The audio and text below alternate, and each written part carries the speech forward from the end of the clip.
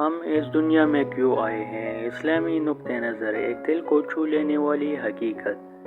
کیا کبھی آپ نے خود سے یہ سوال کیا ہے کہ ہم اس دنیا میں کیوں آئے ہیں؟ کیا ہمارا مقصد صرف جینا، کھانا اور ایک دن خاموشی سے چلے جانا ہے؟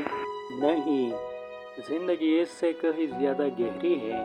ہم اس لیے اس دنیا میں آئے ہیں کیونکہ ہمیں اللہ تعالیٰ نے بھیجا ہے، ایک مقصد کے ساتھ، نہ کہ اتفاق سے۔ ہماری زندگی بے مقصد نہیں بلکہ ایک امتحان اور ایک ذمہ داری ہے۔ اللہ تعالیٰ فرماتا ہے کہ ہمیں صرف اپنی عبادت کے لیے پیدا کیا ہے، اور عبادت صرف نماز تک محدود نہیں ہے بلکہ ہمارے اخلاق، نیت اور اعمال بھی عبادت ہے۔ یہ دنیا ایک امتحان ہے جہاں ہر نعمت بھی آزمائش ہے اور ہر مشکل بھی آزمائش ہے۔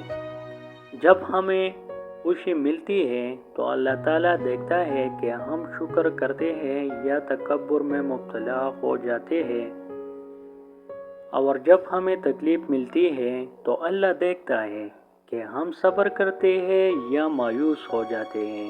ہم صرف اپنے لیے نہیں آئے بلکہ ہمیں دوسروں کا خیال رکھنے کے لیے بھیجا گیا ہے، اللہ کی رضا کے لیے۔ کسی بھوکے کو کھانا کھلانا، کسی ضرورت مند کی مدد کرنا، کسی کے دکھ کو کم کرنا، یہ سب ایسے اعمال ہیں جو ہمیں اللہ کے قریب کرتے ہیں۔ یاد رکھیں، یہ دنیا عارضی ہے۔ دولت، شہرت، رشتے سب ایک دن یہی رہ جائیں گی، لیکن جو چیز ہمارے ساتھ جائے گی وہ ہمارے اعمال ہے۔ وہ نیکی جو ہم نے دوسروں کے لیے کی، وہ خلوص سے پڑھتی گئی عبادتیں، وہ خاموشی میں کی گئی نیکیاں۔ ایک دن ہم اللہ کے سامنے کھڑے ہوں گے اور ہم سے پوچھا جائے گا، تم نے زندگی کیسے گزاری؟ تم نے میرے مخلوق کے ساتھ کیا سلوک کیا؟ کیا تم نے مجھے آسانی میں بھی یاد کیا اور مشکل میں بھی؟ تو آج ہی اپنے آپ سے وعدہ کریں کہ ہم صرف دنیا کے لیے نہیں جئیں گے بلکہ آخرت کی تیاری بھی کریں گے، کیونکہ اصل کامیابی دنیا میں نہیں، اصل کامیابی جنت ہے۔